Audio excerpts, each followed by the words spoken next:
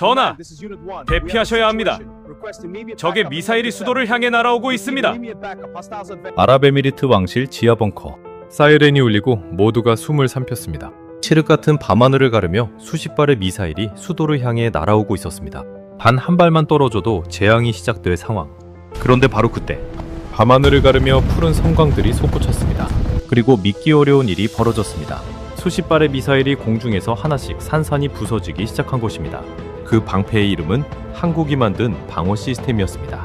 그날 이후 중동의 한 국왕은 이렇게 말했습니다. 이제야 발을 뻗고 잘 수 있겠군. 도대체 그 밤에 무슨 일이 있었던 걸까요? 지금 그 이야기를 시작하겠습니다. 그 전에 잠깐 이야기를 시작하기 전에 구독과 좋아요 눌러주시면 정말 감사하겠습니다. 어디에서 듣고 계신지도 댓글에 남겨주시고 함께 해주세요. 저는 아랍에미리트 왕실 수비대장 겸 국방 최고 고문을 맡고 있는 칼리드 빈 왈리드입니다. 제 평생을 바쳐 모신 국왕 폐하의 안위와 사막의 모래바람 속에서도 찬란하게 피어난 이 아름다운 나라. 아랍에미리트의 평화를 지키는 것이 제 유일한 사명인 사람이지요.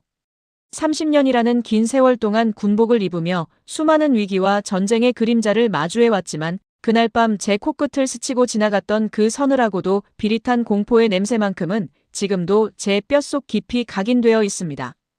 그것은 단순한 두려움이 아니었습니다. 국가의 명운이 수십만 국민의 생명이 단 몇 초 만에 잿더미로 변할지도 모른다는 끔찍한 절망의 냄새였던 겁니다. 그날은 유독 고요했습니다. 수도 아부다비의 밤하늘은 평화로운 정적에 잠겨 있었고 거리에는 늦은 시간까지 불빛이 반짝이고 있었죠. 하지만 밤 9시 47분 왕실 전체를 뒤흔드는 날카롭고 신경질적인 공습경보가 찢어질 듯 울려 퍼졌습니다. 평범한 훈련 상황이 절대 아니었습니다. 제 허리춤에 찬 무전기에서는 각군, 방공사령관들의 다급한, 거의 비명에 가까운 보고들이 터져나오기 시작했습니다. 저는 직감했습니다. 올 것이 왔구나. 저는 즉시 완전 무장한 왕실 최정예 수비대원들을 이끌고 국왕 폐하의 침소로 미친 듯이 뛰어갔습니다.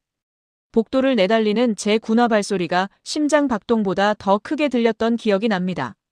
전하, 즉시 대피하셔야 합니다. 적의 미사일이 엄청난 규모의 공습이 수도 한복판을 향해 날아오고 있습니다. 저는 다급하게 국왕 폐하를 모시고 지하 수십 미터 아래의 특수 콘크리트로 설계된 왕실 최고 등급의 벙커로 뛰어내려갔습니다. 벙커의 두꺼운 강철문이 육중한 소리를 내며 굳게 닫히고 중앙 통제실의 거대한 전술 레이더 스크린이 일제히 켜지던 그 순간에 숨막히는 침묵. 저는 그 방 안에 있던 모든 이들의 얼굴에서 핏기가 가시는 것을 똑똑히 보았습니다. 스크린 위에는 도저히 믿을 수 없는 끔찍한 광경이 펼쳐지고 있었기 때문입니다. 걸프 해역 북쪽, 적대국 이란의 영토 깊숙한 곳에서부터 쏟아져 나온 붉은 점들이었습니다. 하나, 둘, 열, 스물. 셀 수조차 없이 많은 붉은 점들이 마치 지옥의 문이 열려 쏟아져 나온 불개미 떼처럼 우리 아부다비를 향해 무서운 속도로 쇄도하고 있었습니다. 고도를 낮춰 레이더를 피하려는 자폭 드론들과 성층권 가까이 치솟았다가 엄청난 속도로 내리꽂히는 탄도 미사일들이 교묘하게 섞인 대규모 복합 기습 공격이었던 겁니다. 제 옆에 서 있던 합동군 정보참모의 목소리가 덜덜 떨리고 있었습니다. 대장님, 궤적 분석 결과가 방금 나왔습니다. 적의 목표는 단순한 외곽 군사기지가 아닙니다. 저들의 1차 타격 목표는 우리나라 경제의 심장인 서부 해안의 에너지 수출 터미널이고 2차 타격 목표는 각국 대사관이 밀집해 있는 아부다비 도심의 외교구역 한복판입니다. 정조준하고 있습니다. 그 보고를 듣는 순간 제 심장에 차가운 비수가 꽂히는 듯 했습니다. 에너지 터미널이 파괴된다는 것은 세계로 뻗어나가는 우리 아랍에미리트의 피와 살이 끊어지고 국가 경제가 하루아침에 붕괴된다는 것을 의미했습니다. 게다가 외교구역에 미사일이 떨어진다니요? 그곳은 수백, 수천 명의 외국 민간인과 외교관들이 잠들어 있는 곳입니다. 특히 그 한가운데에는 자국민 보호를 그 어떤 외교적 가치보다 최우선으로 여기는 대한민국 대사관이 자리 잡고 있었습니다. 만약 한국 대사관 지붕 위에 포탄의 파편이라도 튀는 날에는 중동 전체가 돌이킬 수 없는 외교적 파국과 전쟁의 소용돌이에 휘말릴 것이 불보듯 뻔했습니다. 이란은 지금 아랍에미리트뿐만 아니라 전 세계를 상대로 잔인한 인질극을 벌이고 있었던 것이죠. 벙커 안의 공기는 마치 무거운 납덩이에 짓눌린 듯 숨조차 쉬기 힘들었습니다. 국왕 폐하께서는 굳은 표정으로 떨리는 두 손을 깍지 낀 채 스크린만 노려보고 계셨고 작전 통제관들은 기존에 배치되어 있던 미제 패트리어트 시스템과 유럽산 방공망의 요격 준비 상태를 확인하느라 핏대를 세우며 소리를 지르고 있었습니다. 하지만 스크린을 가득 채운 붉은 점들의 숫자는 우리의 기존 노후화된 방공망만으로 완벽히 막아내기엔 너무도 벅차고 교활한 패턴을 보이고 있었습니다. 단 한 발이라도, 정말 단 한 발이라도 방어망을 뚫고 시내에 떨어지는 순간 모든 것이 끝나는 절체절명의 위기였습니다. 바로 그 피가 마르는 카운트다운의 순간 제 머릿속에는 불과 1년 전 이 나라를 뒤흔들었던 치열했던 무기 도입 사업의 기억이 주마등처럼 스쳐 지나갔습니다. 우리 군이 국가의 명운을 걸고 수조 원의 예산을 투입해 차세대 다층 방공망 구축 사업을 진행할 때의 일이었죠. 당시 우리 왕실과 국방부 수뇌부를 가장 집요하게 따라다니며 입김을 불어넣고 때로는 비열한 로비까지 서슴지 않았던 쪽이 어디였는지 아십니까? 바로 일본의 거대 방위산업체와 그들의 정관계 인사들이었습니다. 그들은 자신들이 핵심 레이더 부품을 공급하고 기술을 제휴한 유럽의 특정 방공 시스템을 무조건 도입하라며 매일같이 끈질기게 문을 두드렸습니다. 하루는 두바이의 7성급 호텔 부르즈 알 아랍의 최고급 VIP 라운지에서 일본 방산업계를 대표하는 사토라는 이름의 고위급 인사가 제게 다가왔습니다. 그는 한 병에 수천 달러가 넘는 최고급 샴페인 잔을 여유롭게 굴리며 아주 오만방자하고 비릿한 미소를 지으며 제게 이렇게 말했었죠. 칼리드 장군님, 요즘 들리는 불쾌한 소문에 의하면 장군께서 한국의 천공 2호인지 뭔지 하는 싸구려 아시아 대체제에 관심을 두고 계신다지요. 참으로 안타깝고 우스운 일입니다. 한국이 도대체 어떤 나라입니까? 그저 예쁘장한 여자 아이돌들이 나와 춤이나 추고 거실에 두는 번지르르한 가전제품이나 잘 만드는 나라 아닙니까? 국왕 폐하의 고귀한 목숨과 이 위대한 아랍 국가의 안위를 실전 검증조차 제대로 안 된 그깟 장난감 같은 무기에 맡기실 작정이십니까? 중동의 맹주이신 아랍에미리트라면 응당 우리 일본의 완벽한 정밀 기술력이 보증하는 서방의 시스템을 비싸게 주고 쓰셔야 국격에 맞지 않겠습니까? 그들의 콧대는 오만함으로 하늘을 찔렀습니다. 한국의 훌륭한 방산 기술력을 철저하게 깎아내리며 조롱하고 모욕했죠. 돈이 없어 가성비나 따지는 삼류 국가의 무기로 치부해버린 겁니다. 하지만 저는 그들의 화려한 맞춤 정장과 기름진 혓바닥 뒤에 숨은 추악한 오만함을 똑똑히 꿰뚫어보고 있었습니다. 왜냐하면 일본인들이 에어컨이 빵빵하게 나오는 최고급 호텔 라운지에 앉아 입으로만 완벽을 떠들고 있을 때 대한민국 방산 엔지니어들은 과연 어떤 모습으로 일하고 있었는지 제가 두 눈으로 직접 확인했기 때문입니다. 그들은 섭씨 50도를 가볍게 오르내리는 숨조차 제대로 쉬기 힘든 펄펄 끓는 아부다비 외곽의 사막 한가운데에 있었습니다. 온몸에 붉은 모래 먼지를 하얗게 뒤집어 쓴 채 입술이 바싹 타들어가고 피부가 벗겨지는 악조건 속에서도 한국의 기술진들은 천공 2호 레이더의 사막 극한 환경 적응 테스트를 밤낮 없이 묵묵히 진행하고 있었습니다. 제가 불시에 훈련 현장을 방문했을 때 달궈진 쇳덩이를 만지다 화상을 입어 붕대를 칭칭 감은 한국인 책임연구원의 눈빛을 저는 평생 잊지 못합니다. 그 눈빛은 단순히 무기 몇 개를 더 팔아치워 돈을 벌겠다는 얄팍한 장사꾼의 맹목적인 탐욕이 아니었습니다. 자신이 피땀 흘려 만든 이 한국의 방패가 머나먼 이국 땅의 무고한 생명들을 지켜낼 것이라는 굳건한 신념 그리고 절대 타협하지 않는 장인 정신으로 빛나는 진짜 전사의 얼굴이었던 겁니다. 장군님, 저희는 단순히 쇳덩어리를 파는 게 아닙니다. 대한민국이 겪었던 아픔을 알기에 소중한 것을 지키고자 하는 그 간절한 마음을 이 무기에 담았습니다. 믿어주십시오. 서툰 영어로 진심을 다해 말하던 그 한국인 팀장의 목소리가 아직도 귓가에 선명합니다. 그들은 오만한 말이 아니라 압도적인 성능, 데이터와 목숨을 건 헌신으로 자신들의 가치를 증명해내고 있었습니다. 저는 그들의 땀방울을, 그 진심 어린 헌신을 뼈저리게 믿었습니다. 그래서 일본 측의 거센 로비와 한국 무기를 쓰면 큰일 난다는 내부의 반발을 모두 단호하게 쳐내버리고 국왕 폐하께 한국의 천공 2호 조기 전력화를 제목과 명예를 걸고 강력하게 주장하여 관철시켰던 것이죠.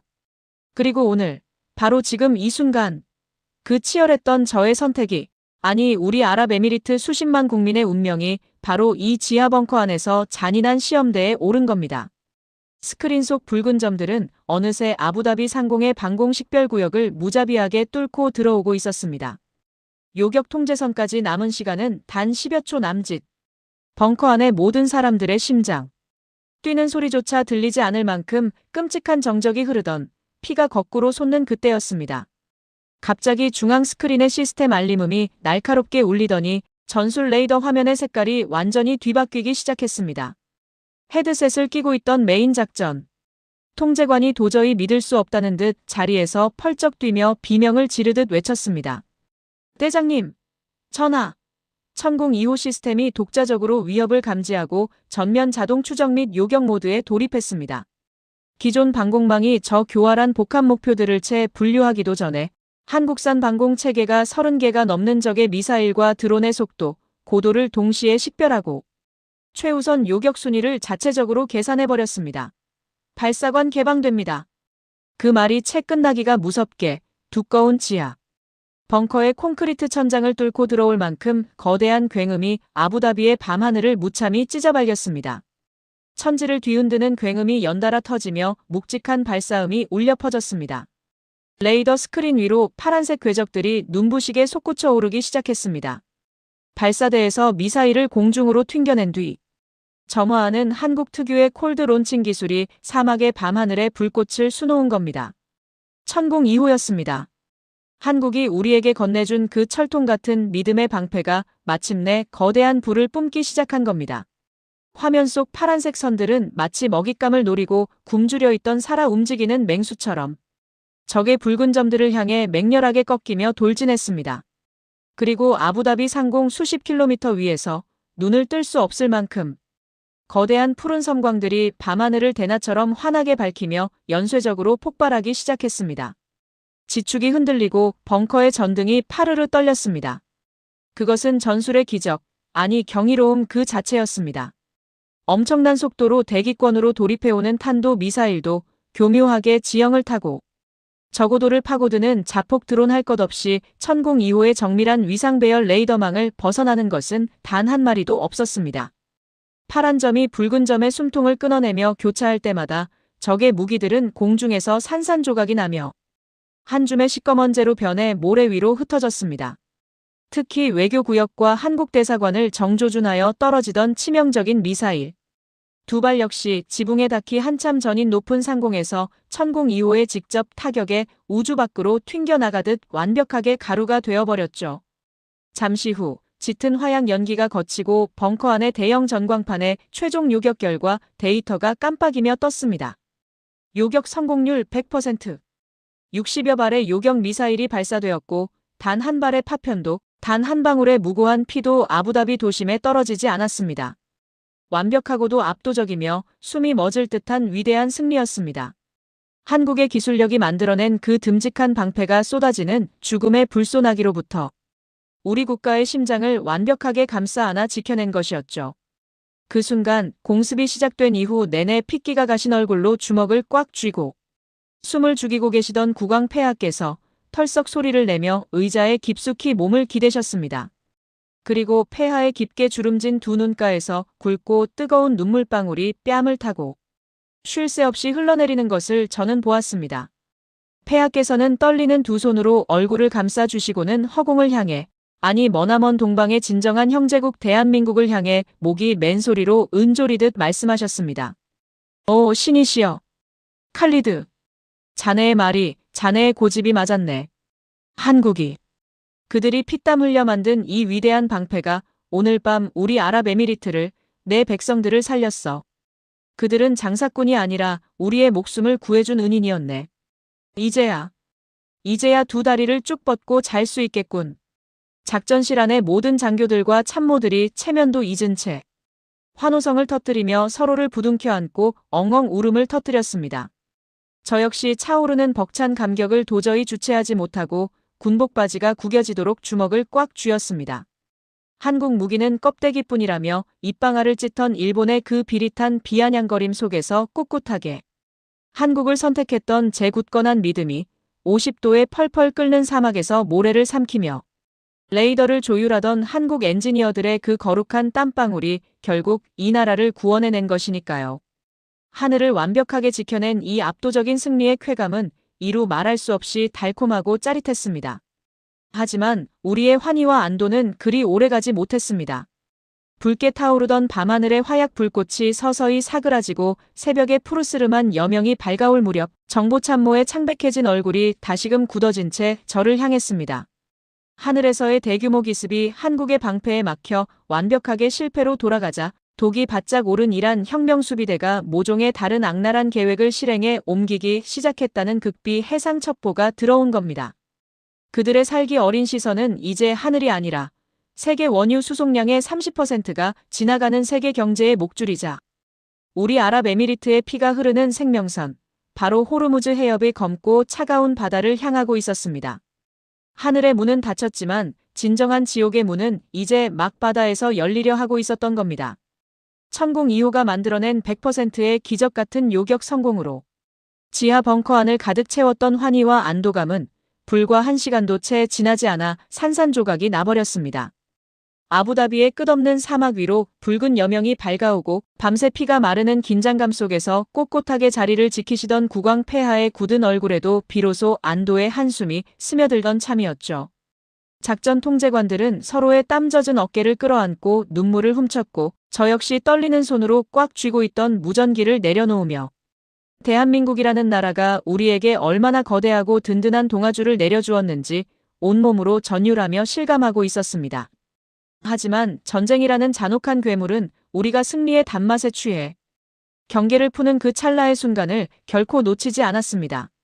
벙커 안의 뜨거운 열기가 채 가시기도 전이었습니다. 밤새 레이더의 붉은 궤적을 쫓느라 실핏줄이 터져 붉게 충혈된 눈을 비비던 해상. 정보참모가 갑자기 의자를 박차고 일어나며 비명에 가까운 소리를 내질렀습니다.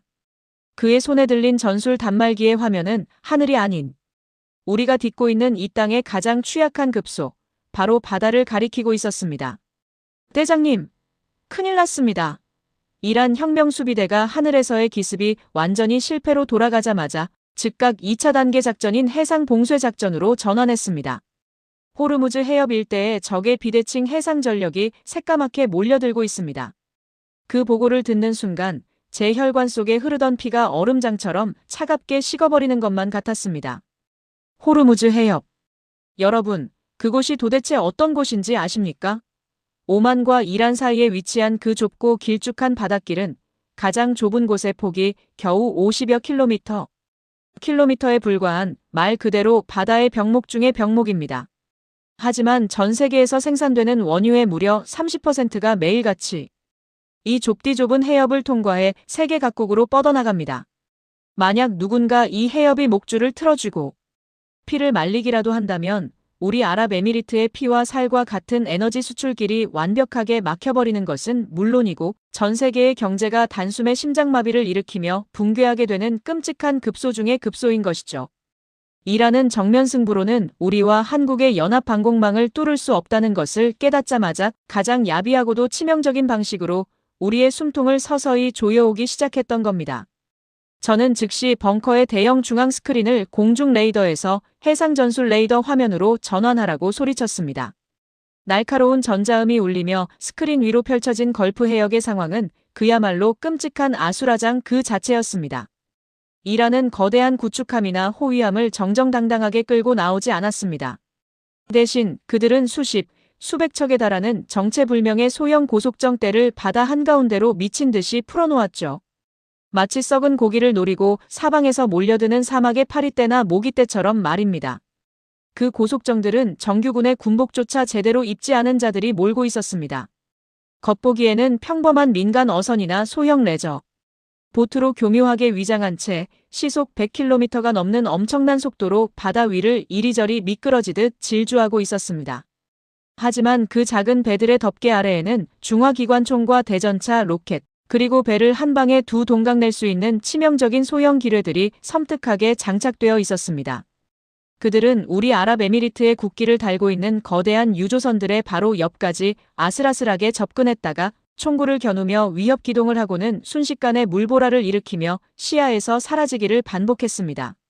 주먹을 직접 휘두르지는 않지만 시퍼런 칼날을 목덜미에 바짝 들이대며 언제든 찌를 수 있다고 협박하는 꼴이었습니다.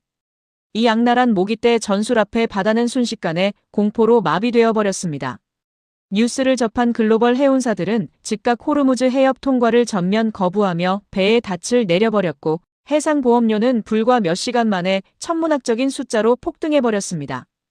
우리 해군이 자랑하는 수천 톤급의 대형 호위함과 초계함들이 긴급 출항하여 해협으로 달려갔지만 덩치가 산만한 우리 군함들로 그 빠르고 교활한 소형 고속정 수백 척을 일일이 쫓아다니며 상대한다는 것은 무리였습니다. 마치 거대한 코끼리가 귓가를 맴도는 파리떼를 잡으려 허둥대는 것만큼이나 무력하고 비효율적인 짓이었죠. 적은 치고 빠지고 상선들 사이로 숨었다가 다시 나타나기를 반복하며 우리의 신경을 갈기갈기 찢어놓고 있었습니다. 하지만 우리를 진짜 절망의 늪으로 밀어넣은 것은 따로 있었습니다. 바로 보이지 않는 유령, 드론 모함의 등장이었죠.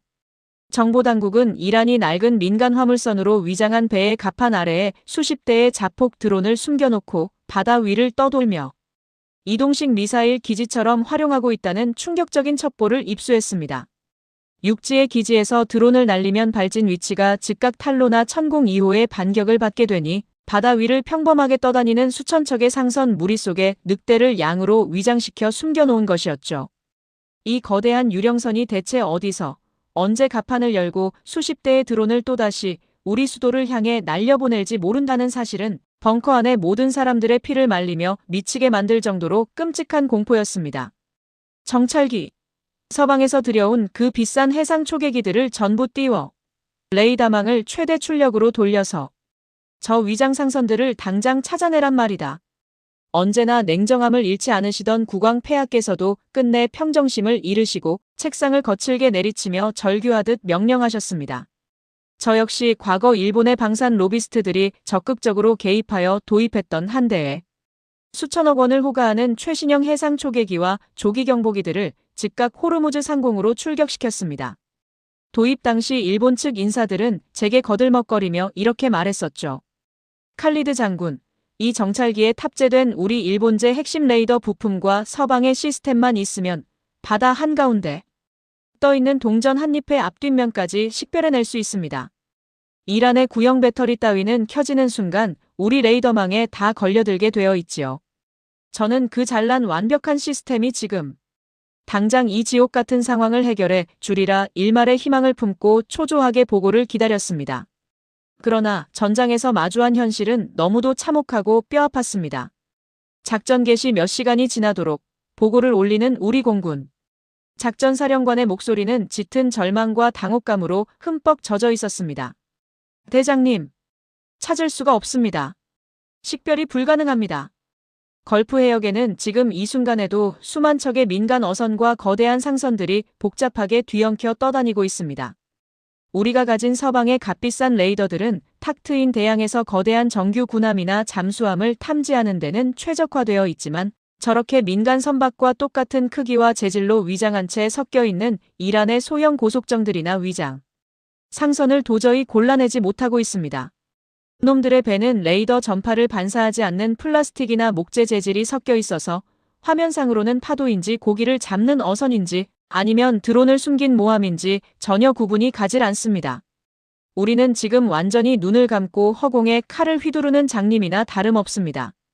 그 참담한 보고를 듣는 순간 저는 치밀어 오르는 분노와 배신감에 입술을 너무 세게 깨문 나머지 비릿한 피맛이 입안에 번지는 것을 느꼈습니다. 천문학적인 국가 예산을 쏟아부어 사들인 그 오만한 일본과 서방의 첨단 장비들이 실전이라는 잔혹한 시험대 앞에서 그것도 적의 야비한 비대칭 게릴라 전술 앞에서는 그저 비싸고 무거운 고철 덩어리에 불과하다는 진실을 뼈저리게 마주하게 된 겁니다. 두바이의 호텔 라운지에서 최고급 샴페인을 터뜨리며 자신들의 기술이 최고라 떠벌리던 그 일본인 로비스트 사토의 비열한 웃음거리가 뇌리를 스치고 지나갔습니다. 그들의 오만함이 우리 아랍에미리트의 두 눈을 멀게 만들어버린 것이죠. 벙커 안에는 다시금 무덤 같은 침묵과 죽음의 그림자가 짙게 내려앉았습니다. 하늘에서의 방어전에서는 천공 2호 덕분에 완벽한 승리를 거두었지만 바다에서 경제의 핏줄이 끊어져 서서히 말라 죽어가는 꼴을 두 눈 뜨고 지켜봐야만 하는 절망적인 상황이었습니다. 단 한 발의 포탄도 아부다비 시내에 떨어지지 않았지만 이미 주식시장은 패닉에 빠져 곤두박질치고 있었고 거리의 시민들은 불안감에 생필품을 사재기하며 얼어붙고 있었습니다. 총성 없는 전쟁에서 완벽하게 패배의 수렁으로 빠져들고 있었던 겁니다. 국왕 폐하께서는 깊은 탄식을 내뱉으시며 두 손으로 얼굴을 감싸주셨고 위풍당당하던 장군들은 고개를 푹 숙인 채 그 누구도 감히 입을 떼지 못하고 있었습니다. 이대로라면 모래바람을 이겨내고 세운 아랍에미리트의 영광스러운 역사도 신기루처럼 허무하게 무너져 내릴 것만 같았습니다. 바다를 잃은 국가는 결코 숨을 쉴 수 없으니까요. 도대체 저 빽빽한 수만 척의 배들 속에서 적의 심장을 어떻게 찾아낸단 말입니까? 어떻게 저 모기떼 같은 고속정들의 숨통을 끊어내고 우리의 바다를 되찾을 수 있단 말입니까?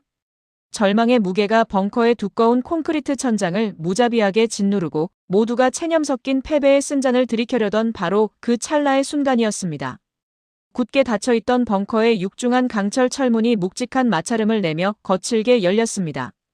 모두의 시선이 일제히 문 쪽으로 쏠렸죠. 그리고 그 문 너머로 사막의 모래바람과 어울리는 짙은 위장복을 입고 매처럼 날카로운 눈빛을 번뜩이는 한 남자가 성큼성큼 걸어 들어왔습니다. 그의 떡 벌어진 어깨와 굳은 살, 박인 손등에서 뿜어져 나오는 기백은 벙커 안의 패배감을 단숨에 찢어발길 만큼 강렬했습니다. 그의 팔뚝에는 선명한 태극, 마크가, 가슴에는 자랑스러운 아크부대, AKH라는 글자가 또렷하게 새겨져 있었습니다. 평화를 지키기 위해 머나먼 동방에서 나라와 우리와 피를 나누고 땀을 섞은 진짜 형제, 바로 대한민국 특수전사령부 소속 아크부대의 파견 연락장교 박대령이었습니다. 그는 벙커 안의 절망적인 공기에도 전혀 주눅 들지 않았습니다. 오히려 그 꼿꼿한 자세로 제 앞까지 다가와 한치의 흐트러짐도 없는 완벽하고 절도 있는 경례를 붙였습니다.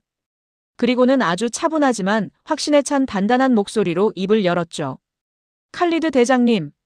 서방의 오만한 눈으로는 지금 저 바다의 어둠을 꿰뚫어 볼 수 없습니다. 그들의 레이더는 덩치가 큰 괴물만 찾도록 훈련되어 있으니까요. 하지만 대한민국의 눈은 다릅니다.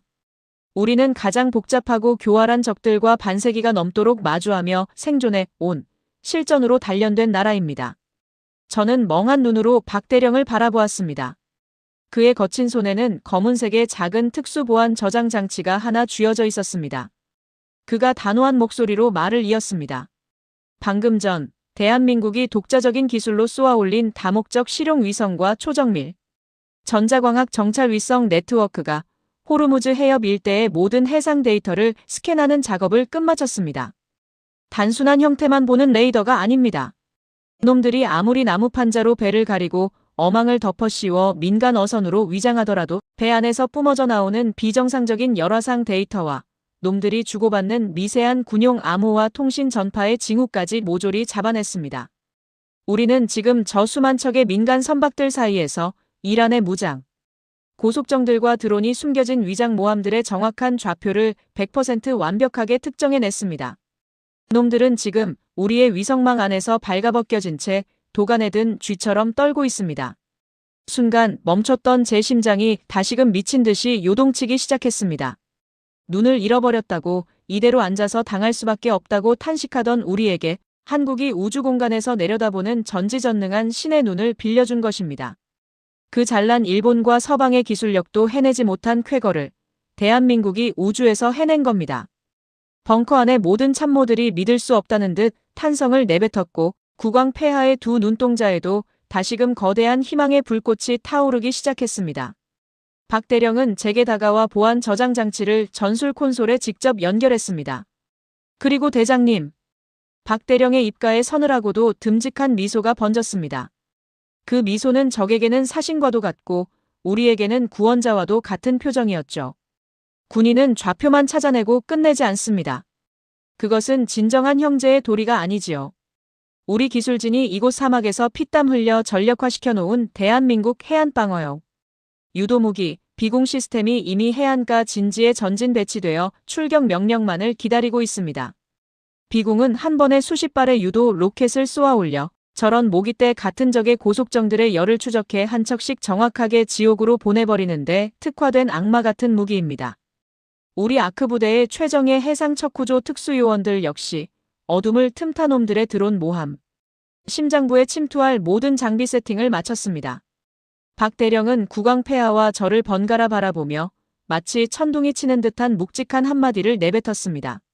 명령만 내려주십시오. 형제의 바다를 더럽히고 무고한 생명을 위협한 대가가 과연 무엇인지 대한민국의 이름으로 똑똑히 보여주겠습니다. 그의 말을 듣는 순간 숨이 막히도록 조여오던 끔찍한 공포는 순식간에 통쾌한 반격의 전율로 바뀌어 제 온몸의 솜털을 곤두서게 만들었습니다. 적들은 한국이라는 나라가 얼마나 치밀하고 무서운 능력을 숨기고 있는지 전혀 알지 못했습니다. 하늘의 문을 걸어 잠갔던 무적의 방패 천궁 이후에 이어 이제는 우주의 눈을 가진 첨단 위성과 바다의 사신 비공, 그리고 어둠 속의 무자비한 암살자 아크 부대가 우리를 위해 그 무서운 이빨을 드러낸 것입니다. 진정한 반격의 서막이 건드리면 제삿날이 무엇인지 똑똑히 보여줄 K방산과 아크 부대의 기적이 바로 지금 이 바다 위에서 폭발하려 하고 있었습니다. 명령을 내려주십시오. 박 대령의 그 단호하고도 결연한 한마디가 지하 벙커의 차가운 공기를 가르고 울려 퍼졌을 때 저는 곁에 계시던 국왕 폐하의 눈빛이 어떻게 변하는지 똑똑히 보았습니다. 절망과 무력감으로 빛을 잃어가던 폐하의 두 눈동자 속에 사막의 맹수와도 같은 매서운 투지가 다시금 활활 타오르기 시작했던 것이죠. 폐하께서는 꽉 쥐고 계시던 주먹을 천천히 펴시더니 박 대령을 향해 묵직하게 고개를 끄덕이셨습니다. 그리고 벙커 안에 모두가 숨을 죽인 가운데 국왕 폐하의 엄중한 목소리가 울려 퍼졌습니다. 허락하네. 우리의 바다를 더럽힌 저 간악한 무리들에게 대한민국의 분노가 어떤 것인지 형제국의 이름으로 똑똑히 보여주게나. 아크 부대와 한국의 첨단 무기 사용을 전면 승인하겠네.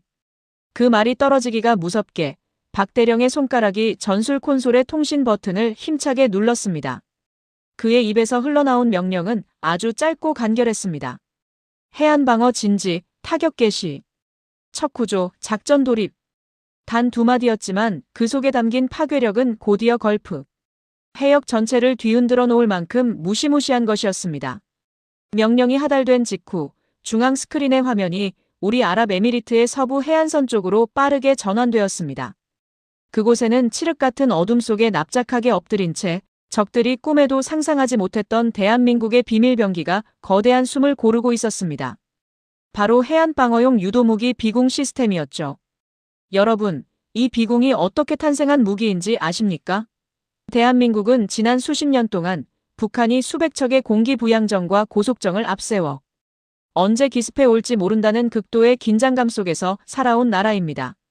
그 미친 듯한 모기떼의 전술을 한 번에 쓸어버리기 위해 한국의 기술진들이 뼈를 깎는 고통으로 독자 개발해낸 세계 최고 수준의 다발 정밀 타격 무기가 바로 비공이었던 겁니다.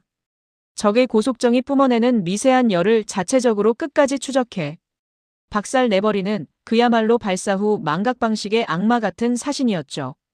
일본의 그 잘난 레이더 기술로도 찾지 못했던 적들의 좌표가 한국의 다목적 정찰 위성으로부터 비공의 사격, 통제 장치로 실시간으로 쏟아져 들어오기 시작했습니다. 타겟 고정, 발사 준비 완료. 그리고 벙커의 스피커를 통해 현장 지휘관의 카랑카랑한 외침이 터져나왔습니다. 전탄, 발사. 그 순간 벙커의 화면 전체가 터질 듯한 하얀 섬광으로 뒤덮였습니다. 고막을 찢는 듯한 엄청난 굉음이 연달아 터져나왔습니다. 그와 함께 해안가에 은폐되어 있던 비공 발사 차량들에서 70mm 유도 로켓 수십 발이 마치 성난 말벌떼처럼 어두운 밤하늘을 찢고 솟구쳐 올랐습니다. 로켓들은 허공에서 붉은 불꽃을 뿜으며 잠시 맴도는가 싶더니 이내 위성이 찍어준 좌표를 향해 무서운 속도로 바다를 가르며 날아가기 시작했죠. 그 궤적은 실로 경이로웠습니다. 일직선으로 무식하게 날아가는 것이 아니라 바다의 파도 위를 아슬아슬하게 스치듯 날며 자체적으로 표적을 찾아 꺾이고 휘어지고 있었습니다. 이란의 고속정들은 자신들의 머리 위로 죽음의 그림자가 드리워진 것도 모른 채 여전히 민간 상선들 사이를 들쑤시며 기고만장하게 위협 기동을 펼치고 있었죠. 하지만 그들의 얄팍한 위장막과 어둠은 비공의 초정밀 적외선 탐색기 앞에서는 아무런 소용이 없었습니다. 명중 5초 전 4, 3, 2, 1 타격. 화면 속 바다 한가운데를 미친 듯이 질주하던 이란의 고속정. 한 척이 순식간에 거대한 불덩어리로 변하며 폭발했습니다. 그것이 시작이었죠. 이어지는 수십 초 동안 벙커의 스크린은 그야말로 지옥의 불구덩이를 방불케 했습니다. 폭발음이 호르무즈 해협 곳곳에서 쉴 새 없이 이어졌습니다. 아랍에미리트 유조선 곁에서 알짱거리던 적의 고속정들이 비공의 정밀 타격을 맞고 종이장처럼 찢겨나가며 바닷속으로 수장되고 있었습니다. 이란 군들은 완전히 패닉에 빠졌습니다. 도대체 어디서 포탄이 날아오는지, 누가 자신들을 공격하는지조차 파악하지 못한 채 무전기에 대고 비명만 질러대고 있었죠. 그들은 필사적으로 조타기를 꺾으며 지그재그로 도망치려 했지만 비공의 유도 로켓은 끝까지 놈들의 엔진 열을 따라가 정확하게 숨통을 끊어버렸습니다. 일본의 비싼 초계기들이 하늘에서 헛바퀴만 돌고 있을 때 대한민국의 비공은 단 한 번의 무자비한 일격으로 수십 척의 적 고속정을 완벽하게 잿더미로 만들어버렸던 겁니다. 작전실 안에서는 숨을 죽이던 참모들이 마침내 미친 듯이 환호성을 내지르며 서로를 부둥켜 안고 펄쩍펄쩍 뛰었습니다. 저 역시 등줄기를 타고 흐르는 소름을 느끼며 한국이라는 나라가 가진 그 압도적인 화력 앞에 입을 다물지 못했었죠. 하지만 적들의 저항이 여기서 끝난 것은 아니었습니다. 소형 고속정들이 전멸하다시피 하자 궁지에 몰린 이란의 위장. 드론 모함들이 드디어 최후의 발악을 시작한 겁니다. 위성화면 속 커다란 민간 화물선으로 위장하고 있던 선박 3척의 갑판이 스르륵 열리더니 그 안에 숨겨져 있던 수십 대의 자폭 드론들이 일제히 날개를 펼치며 이륙을 준비하기 시작했습니다. 놈들은 우리를 향해 죽음의 벌떼를 날려보낼 작정이었습니다. 저 드론들이 무더기로 날아오른다면 우리 유조선과 해군, 함정들은 큰 피해를 입을 수밖에 없는 아찔한 상황이었죠. 정보참모가 다급하게 소리쳤습니다. 적 드론 모함 이륙 시도. 1분 내로 수십 대가 공중으로 솟구칠 겁니다. 모두의 얼굴이 다시금 하얗게 질리려던 찰나 박 대령은 여전히 여유로운, 아니 오히려 차갑게 가라앉은 표정으로 모니터를 응시하고 있었습니다. 그는 낮게 읊조리듯 말했죠. 걱정하실 것 없습니다. 이미 놈들의 뇌세포는 우리가 전부 장악했으니까요. 소프트킬 작전 가동했습니다. 그 말이 무슨 뜻인지 제가 채 이해하기도 전이었습니다. 이륙을 위해 갑판 위에서 굉음을 내며 프로펠러를 돌리던 적의 드론들이 갑자기 마치 술에 취한 사람처럼 비틀거리기 시작했습니다. 공중으로 떠오르려던 녀석은 고도를 잡지 못하고 이리저리 곤두박질 쳤고 발사대에 대기 중이던 녀석들은 자기들끼리 엉키고 부딪히며 스파크를 일으켰습니다. 어떤 녀석은 엔진이 갑자기 꺼지며 갑판 아래로 처박혔고 또 어떤 녀석은 아예 방향을 반대로 틀어 바다를 향해 맹렬하게 다이빙을 해버렸습니다. 단 한 대의 드론도 정상적으로 이륙하지 못한 채 자신들의 모함 갑판 위를 쑥대밭으로 만들고 있었던 겁니다. 이게 도대체 무슨 조화란 말입니까? 제가 떨리는 목소리로 묻자 박 대령이 옅은 미소를 지으며 대답했습니다. 보이지 않는 전파의 사신, 대한민국의 최첨단 전자전 시스템이 개입한 겁니다. 놈들이 드론을 조종하기 위해 사용하는 통신 주파수를 우리의 위성과 지상, 통제소가 실시간으로 해킹하고 교란시켜버린 것이죠. 쉽게 말해 놈들의 조종기를 빼앗아 우리가 미친 듯이 버튼을 마구 누르고 있다고 보시면 됩니다. 저 깡통들은 이제 날개가 있어도 날지 못하는 고철 덩어리에 불과합니다. 맙소사. 한 발의 총알도 한 발의 미사일도 쏘지 않고 적의 무기를 그 자리에서 바보로 만들어버리다니요. 총성 없는 전파의 전쟁에서마저 대한민국은 적들을 완벽하게 농락하고 있었던 겁니다. 이란의 모함 갑판 위는 자기들이 날리려던 드론들이 폭발하면서 일어난 화재로 붉게 타오르고 있었고 적군들은 우왕좌왕하며 불을 끄느라 아비규환의 지옥도가 펼쳐져 있었습니다. 하지만 진정한 공포는 가장 깊은 어둠 속에서 소리 없이 다가오는 법이었습니다. 드론 모함들이 화재로 혼란에 빠져 있고 고속정들이 모조리 격침되어 바다가 텅 빈 바로 그 시각. 벙커의 한쪽 구석에 띄워진 특수작전용 열화상 모니터에는 우리 눈으로는 도저히 믿기 힘든 은밀하고도 치명적인 그림자들이 움직이고 있었습니다. 박 대령이 가리킨 화면 속 이란의 위장 드론 모함 중 가장 규모가 큰 기함의 후미 쪽 바다 수면 위로 검은 고무보트 두 척이 마치 유령처럼 소리 없이 미끄러져 다가오고 있었습니다. 보트 위에는 머리부터 발끝까지 검은색 잠수복과 전술 장비로 무장한 사내들이 엎드려 있었죠. 그들이 바로 대한민국 특수전사령부 소속 중동의 뜨거운 모래바람 속에서도 혹독한 훈련을 멈추지 않았던 전천후 인간병기 아크부대 해상 척후조 요원들이었습니다. 그들의 얼굴에는 칠흑 같은 위장크림이 칠해져 있었고 입에는 숨을 쉴 때 공기 방울조차 나오지 않게 만들어주는 폐쇄회로 호흡기가 물려 있었습니다. 파도 소리에 묻혀 엔진 소리 하나 들리지 않는 완벽한 은밀 기동이었습니다. 적의 배에 접근한 그들은 갈고리가 달린 특수 로프를 쥐도 새도 모르게 갑판 위로 던져 걸었습니다. 그리고는 좋기 10m는 되어 보이는 가파른 철제 선체를 마치 중력을 거스르는 거미들처럼 순식간에 기어 올라갔습니다. 단 한 번의 실수, 단 한 번의 발소리라도 나면 위에서 쏟아지는 기관총 세례에 벌집이 될 수 있는 목숨을 건 침투였지만 그들의 움직임에는 한치의 망설임도 두려움도 보이지 않았습니다. 그것은 오직 수만 번의 피나는 훈련을 거친 자들만이 보여줄 수 있는 기계보다 더 완벽하고 차가운 살기의 결정체였죠. 갑판 위로 소리 없이 올라선 아크부대 요원들은 어둠과 연기 속으로 순식간에 녹아들었습니다. 화재를 진압하느라 정신이 팔린 이란군 경계병들이 지나갈 때면 캄캄한 구조물 뒤에 몸을 숨겼다가 찰나의 순간에 다가가 목을 낚아채고 기절시켜버렸습니다.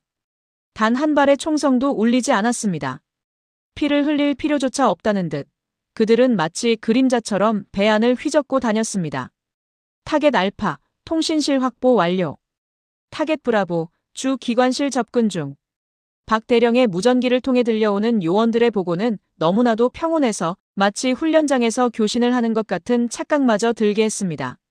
그들은 드론 모함의 심장부인 주 기관실과 통신, 안테나 배열 구역에 가장 파괴력이 강하면서도 정밀한 C4 특수 폭약을 설치하기 시작했습니다. 배 전체를 가라앉히면 불필요한 인명피해와 국제적인 비난이 쏟아질 수 있으니 배의 기동력과 통신 능력만 완벽하게 거세해버리는 이른바 외과 수술식 타격을 준비하고 있었던 겁니다. 이 얼마나 무섭도록 치밀하고 압도적인 실력입니까? 폭약 설치 완료. 3분 뒤 기폭. 퇴출합니다. 그 짧은 보고를 끝으로 아크부대 요원들은 들어왔을 때와 마찬가지로 한 줄기 바람처럼 배에서 빠져나갔습니다. 밧줄을 타고 바다로 뛰어든 그들의 검은 실루엣이 파도 속으로 완전히 사라지는 순간까지 이란군들은 자신들의 발밑에 지옥의 카운트다운이 시작되었다는 사실조차 전혀 눈치채지 못하고 있었습니다.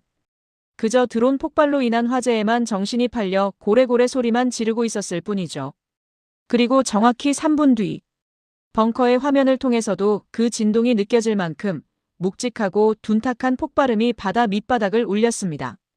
드론 모함의 선미 쪽 수면 아래에서 번쩍하는 섬광이 터지더니 거대한 물기둥이 솟구쳐 올랐습니다. 요원들이 설치한 폭약이 정확하게 놈들의 스크류 엔진과 통신 장비 핵심 노드를 박살내버린 겁니다. 치명상을 입은 위장 모함은 그 자리에 멈춰서서 짙은 검은 연기를 뿜어내며 기우뚱거렸습니다. 엔진이 파괴되어 한 발짝도 움직일 수 없고 통신망이 날아가 구조 요청조차 할 수 없는 바다 위의 거대한 고철 무덤으로 전락해버린 순간이었습니다. 이로써 이란이 자랑하던 비대칭 해상 전력의 핵심 네트워크는 단 하룻밤 만에, 아니 불과 단 몇 시간 만에 대한민국의 위성, 유도무기, 전자전, 그리고 특수부대가 빚어낸 완벽한 오케스트라 앞에 처참하게 도륙이 나고 괴멸되어 버렸습니다. 작전실 안에는 숨소리 하나 들리지 않는 정막이 흘렀습니다. 너무도 압도적인 승리, 너무도 완벽한 응징 앞에 모두가 혼이 나간 사람처럼 멍하니 스크린만 바라보고 있었기 때문입니다. 수천억 원짜리 일본의 정찰기들이 하늘에서 허둥대며 바다의 어둠을 핑계 댈 때 대한민국은 우주의 눈으로 적을 꿰뚫어보고 불을 뿜는 화살로 적을 태워버렸으며 소리 없는 그림자로 적의 심장을 도려냈습니다. 그것이 바로 한국이었습니다. 그것이 바로 진짜 강자의 모습이었던 겁니다. 국왕 폐하께서는 천천히 자리에서 일어나셨습니다. 그리고 단 한치의 흐트러짐 없이 서 있는 아크부대 박 대령에게 다가가시더니 떨리는 두 손으로 그의 손을 굳게 맞잡으셨습니다. 왕실의 법도상 그 누구에게도 고개를 숙이지 않는 중동의 군주가 이역만리 타국에서 온 군인의 손을 잡고 깊은 존경과 경외의 눈빛을 보내고 계셨습니다. 고맙네. 정말 고맙네. 오늘 밤 대한민국은 우리에게 무기를 팔아준 거래처가 아니라 피를 나눈 진정한 형제임을 증명해 주었어. 이 은혜는 아랍에미리트의 역사에 영원히 가장 깊은 곳에 새겨질 것이네. 저는 벅차오르는 가슴을 억누르며 일본인 로비스트 사토의 오만했던 얼굴을 떠올렸습니다.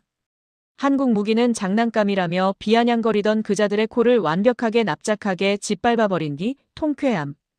위기 속에서 진정한 동맹이 무엇인지, 피를 나눈 혈맹이 얼마나 무서운 사거리와 파괴력을 가지는지 온몸으로 뼈저리게 느낀 그 밤. 대한민국이라는 이름은 이제 우리 아랍에미리트 국민들의 가슴 속에 결코 무너지지 않는 가장 위대하고도 거룩한 성벽으로 영원히 우뚝 서게 되었던 것입니다. 칠흑 같던 절망의 밤이 지나고 아부다비의 끝없는 모래사막 너머로 마침내 찬란하고도 붉은 태양이 떠오르고 있었습니다. 지하 벙커의 두꺼운 철문 밖으로 걸어 나왔을 때 제 뺨을 스치던 그 아침의 선선한 바람은 평생 맡아본 그 어떤 향수보다도 달콤하고 평화로운 냄새를 품고 있었죠. 불과 몇 시간 전만 해도 하늘에서는 죽음의 불비가 쏟아져 내렸고 바다에서는 적의 모기떼 같은 고속정들이 우리의 목줄을 쥐고 흔들려 했지만 이제 그 모든 악몽은 거짓말처럼 자취를 감추고 완벽한 정적만이 남아 있었습니다. 대한민국의 무적 방패 천궁 2호가 하늘의 문을 굳건히 걸어 잠갔고 우주의 눈을 가진 위성과 바다의 사신 비공이 적의 함대를 잿더미로 만들었으며 어둠 속의 유령 아크 부대가 적의 심장부를 도려낸 그 숨막히는 하룻밤. 그 짧고도 압도적인 시간 동안 이란 혁명수비대가 자랑하던 비대칭 전력은 말 그대로 뼈대조차 남지 않고 완벽하게 괴멸되어 버렸던 겁니다. 그리고 그날 오후 전 세계를 긴장 속으로 몰아넣었던 이란. 외교부에서 아주 짧고 궁색한 공식 성명이 하나 발표되었습니다. 걸프 해역의 평화와 안정을 위해 일시적으로 진행하던 해상 군사훈련을 전면 중단하고 병력을 철수시키기로 결정했다. 외교적인 수사로 교묘하게 포장하려 애썼지만 30년 넘게 군복을 입어온 제 귀에는 그 문장이 단 한 줄의 비참한 항복 선언으로 번역되어 들렸습니다. 우리는 더 이상 싸울 능력이 없다. 하늘에서도 바다에서도 전파 속에서도 한국과 아랍에미리트 연합군에게 완벽하게 패배했다는 뼈아픈 백기 투항이었던 것이죠. 그 성명이 발표되자마자 얼어붙었던 전 세계의 경제는 즉각적으로 환호하며 요동치기 시작했습니다. 하늘 높은 줄 모르고 치솟던 국제유가는 순식간에 안정세로 돌아섰고 공포에 질려 닻을 내렸던 거대한 글로벌 유조선들은 다시금 기적을 울리며 호르무즈 해협을 평화롭게 가르기 시작했습니다. 피가 말라가던 우리 아랍에미리트의 경제 동맥에 다시금 뜨거운 피가 솟구치며 일상이 회복되는 진정한 승리의 순간이었죠. 이 놀라운 반전 앞에 전 세계의 언론과 군사 전문가들은 경악을 금치 못했습니다. 영국의 권위 있는 군사 전문 매체는 일면 머리 기사로 이런 분석을 내놓았었죠. 한국이 보여준 보이지 않는 전쟁의 기적. 이것은 단순한 무기 수출이 아니다. 우주의 위성 정보부터 하늘의 방공망, 바다의 타격 무기, 그리고 특수부대의 침투까지 하나로 완벽하게 꿰맨 통합 네트워크 작전의 승리다. 세계 방산 시장의 판도는 이제 한국을 중심으로 완전히 뒤집혔다. 그 기사를 읽으며 저는 문득 두바이의 7성급 호텔 최고급 라운지에서 샴페인 잔을 흔들며 오만방자하게 굴었던 일본의 거물방산 로비스트 사토의 얼굴을 떠올렸습니다. 한국 무기는 껍데기뿐인 장난감이다. 일본의 완벽한 기술력이 들어간 서방의 무기만이 정답이다라며 우리를 윽박지르고 조롱했던 그 비열한 사내 말입니다. 정보참모의 보고에 따르면 사토를 비롯한 일본 방산업계 관계자들은 이란의 항복 선언이 나오자마자 짐을 싸서 도망치듯 자국으로 출국해버렸다고 했습니다. 수천억 원을 호가하던 자신들의 최신형 해상 초계기가 적의 위장 어선 하나 제대로 식별하지 못해 눈먼 장님 취급을 받았던 반면 그들이 그토록 무시했던 한국의 위성과 비공은 적의 숨통을 단숨에 끊어버렸으니까요.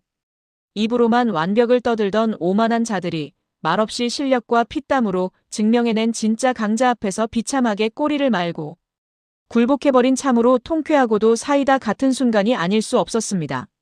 하지만 이 위대한 승리의 서사시가 남긴 진짜 감동은 폭탄이 터지는 전장이 아니라 모든 전투가 끝난 뒤에 텅 빈 모래사장 위에서 우리를 기다리고 있었습니다.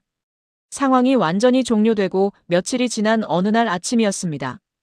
국왕 폐하께서는 공습 첫날 밤 천공 2호에 의해 요격된 이란 미사일의 파편들이 떨어졌을지도 모를 아부다비 북쪽의 민간 해안가 마을을 직접 시찰하겠다고 나서셨습니다. 그곳은 군사시설이 아니라 평범한 어부들이 살아가고 어린아이들이 모래장난을 치며 뛰어노는 아름답고 평화로운 공공 해변이었죠. 저 역시 폐하를 그림자처럼 호위하며 그 해변으로 향했습니다. 저는 속으로 우리 아랍에미리트 군의 사후 처리 부대나 지방정부의 청소 인력들이 나와서 해변을 치우고 있을 것이라 짐작했었습니다. 그런데 현장에 도착해 차에서 내린 저와 국왕 폐하의 두 눈앞에는 도저히 믿을 수 없는 너무도 이질적이고 충격적인 광경이 펼쳐져 있었습니다. 섭씨 50도를 넘나드는 펄펄 끓는 사막의 태양 아래 아지랑이가 일렁이는 그 뜨거운 모래사장 위에는 우리 군인들이 아니라 짙은 한국군 위장복을 입고 무거운 방호복까지 껴입은 사내들이 허리를 숙인 채 구슬땀을 흘리고 있었습니다. 바로 대한민국 특수전사령부 아크부대원들과 그들과 함께 파견 나와 있던 한국군 공병대원들이었죠. 그들은 도대체 그 뙤약볕 아래서 무엇을 하고 있었던 것일까요? 그들은 한 손에는 금속 탐지기를, 다른 한 손에는 작은 집게를 들고 넓은 백사장을 말 그대로 한 뼘 한 뼘 기어다니듯 샅샅이 훑고 있었습니다. 며칠 전 밤하늘에서 천공 2호가 적의 미사일을 박살냈을 때 대기권에서 타다 남은 손톱만한 날카로운 금속 파편들이 혹시라도 모래 속에 섞여 들어갔을까봐 그것들을 일일이 찾아내어 수거하고 있었던 겁니다. 온몸은 이미 땀으로 흠뻑 젖어 군복의 색깔이 검게 변해 있었고 방호복 안의 열기 때문에 숨조차 제대로 쉬기 힘들어 보였지만 그들의 작업은 놀랍도록 조심스럽고 집요했습니다. 저는 너무나도 당황스러워 현장을 지휘하고 있던 한국군 장교에게 다가가 물었습니다. 아니, 지금 여기서 대체 무얼 하시는 겁니까? 전투는 이미 며칠 전에 끝났고 이건 우리 민간 인력들이 치워도 되는 단순한 쓰레기 수거 작업 아닙니까? 당신들은 적의 심장을 도려내던 긍지 높은 특수부대원들인데 어째서 이 뜨거운 곳에서 남의 나라 모래밭을 뒤지고 있단 말입니까? 그러자 얼굴이 검게 그을린 한국군 장교가 땀방울을 소매로 훔쳐내며 너무나도 당연하다는 듯이 온화한 미소를 지으며 제게 대답했었죠. 대장님, 전투는 끝났을지 몰라도 군인의 임무는 끝나지 않았습니다. 저희가 쏜 요격 미사일 때문에 발생한 잔해입니다. 만약 저희가 돌아간 뒤에 이 아름다운 해변에서 맨발로 뛰어놀던 아랍에미리트의 어린아이가 모래 속에 숨겨진 날카로운 파편에 발이라도 베이게 된다면 그것은 적을 막지 못한 것만큼이나 저희 한국 군인들에게는 뼈아픈 수치이자 직무유기입니다. 대한민국의 군대는 적에게는 사신보다 무섭지만 우리가 지켜야 할 이웃의 아이들에게는 가장 따뜻한 방패가 되어야 한다고 배웠습니다. 이 해변이 아이들에게 완벽하게 안전해질 때까지 저희는 돌아가지 않을 겁니다. 그 순간 저는 망치로 머리를 세게 얻어맞은 듯한 엄청난 충격과 벅찬 감동에 휩싸여 아무런 말도 할 수 없었습니다. 뒤에서 그 모든 대화를 묵묵히 듣고 계시던 국왕 폐하의 반응은 더욱 놀라웠습니다. 절대군주로서 평생 남 앞에서 눈물을 보이신 적이 없던 폐하께서 털썩 소리를 내며 그 뜨거운 모래사장 위에 무릎을 꿇으신 겁니다. 그리고는 한국 군인들이 주워 모은 그 작고 날카로운 쇠조각들이 담긴 통을 어루만지며 아이처럼 어깨를 들썩이며 오열하기 시작하셨습니다. 오 알라시여! 세상에 도대체 어느 나라 군대가 피 흘려 남의 나라를 지켜준 것도 모자라 그 나라 아이들의 연약한 발바닥이 다칠까봐 이 뙤약볕 아래서 쓰레기까지 치워준단 말인가. 미국은 우리에게 청구서를 내밀었고 일본은 오만한 비아냥을 남겼지만 한국은 우리에게 피와 땀 그리고 진실한 사랑을 남겨주었어. 우리는 무기를 산 것이 아니야. 우리는 영원히 등줄기를 맡길 수 있는 진정한 형제를 얻은 것이야. 폐하의 그 뜨거운 눈물 섞인 절규는 해변에 있던 모든 사람들의 가슴을 미어지게 만들었습니다. 저 역시 흐르는 눈물을 주체하지 못하고 한국군 장교의 거칠고 투박한 손을 두 손으로 꽉 부여잡았습니다.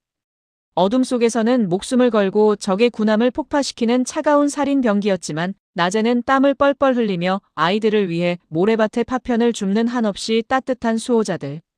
강자에게는 한없이 잔혹하고 자비가 없지만 약자에게는 자신의 모든 것을 내어주는 숭고한 희생정신. 그것이 바로 대한민국이라는 나라의 진짜 국격이었고 K방산이 전 세계의 심장을 뒤흔드는 진짜 이유였던 겁니다. 단순히 쇳덩어리를 잘 깎아서가 아니라 그 무기를 다루는 사람들의 가슴 속에 타오르는 홍익인간의 거룩한 정신이 깃들어 있었기 때문이죠. 저는 아랍에미리트 왕실 수비대장 겸 국방 최고 고문 칼리드 빈 walid로서 저의 남은 모든 생애와 명예를 걸고 맹세합니다. 우리 아랍에미리트는 무슨 일이 있어도 대한민국이라는 이 위대한 형제의 손을 결코 놓지 않을 것입니다. 그들이 우리를 위해 피를 흘렸듯 만약 대한민국의 위기가 닥친다면 우리 역시 주저없이 우리가 가진 모든 오일머니와 자원을 쏟아부어 형제의 등 뒤를 지킬 것입니다. 이것은 국가 간의 얄팍한 계산이 아닙니다. 모래바람과 폭약의 냄새 속에서 피어난 피보다 진한 전우회이자 영원한 혈맹의 약속인 것입니다. 네, 지금까지 아랍에미리트 칼리드 대장의 시선으로 바라본 가슴이 뻥 뚫리면서도 눈시울이 붉어지는 기적 같은 사연을 전해드렸습니다. 일본의 비열한 방해 공작과 세계 강대국들의 오만함 속에서도 보란듯이 압도적인 기술력으로 중동의 하늘과 바다를 평정해버린 우리 대한민국. 그리고 전투가 끝난 뒤에도 남의 나라 아이들을 위해 땀 흘리며 파편을 줍던 우리 국군 장병들의 그 따뜻하고도 숭고한 품격. 이 모든 위대한 기적은 결코 하루아침에 하늘에서 뚝 떨어진 것이 아닙니다. 잿더미가 된 나라를 다시 일으켜 세우기 위해 굶주린 배를 부여잡고 독일의 캄캄한 지하 갱도에서 열사의 중동 사막 한가운데서 피땀 흘려 일하셨던 우리 어르신들의 거룩한 희생이 있었기에 가능했던 일입니다. 어르신들께서 흘리신 그 뜨거운 눈물과 굽은 등어리가 오늘날 전 세계를 호령하는 K방산의 굳건한 뿌리가 되고 가장 튼튼한 방패가 되어준 것입니다. 이 나라를 이토록 자랑스럽고 위대하게 일구어 주신 어르신들의 숭고한 피땀과 헌신에 다시 한번 깊은 존경을 담아 고개 숙여 감사드립니다. 오늘 사연을 들으시고 느끼신 벅찬 감동이나 어르신들만의 지혜가 담긴 생각들을 댓글로 편안하게 나누어 주세요. 하나하나 소중하게 읽고 가슴에 새기겠습니다. 대한민국의 살아있는 역사이자 영원한 우리의 자랑이신 어르신들. 오늘도 참으로 고생 많으셨습니다. 내일은 오늘보다 더 가슴 벅차고 통쾌한 소식으로 어르신들의 입가에 환한 미소를 띄워드릴 수 있는 이야기 한 보따리 짊어지고 다시 찾아오겠습니다. 늘 건강하시고 평안한 밤 보내시길 바랍니다. 감사합니다.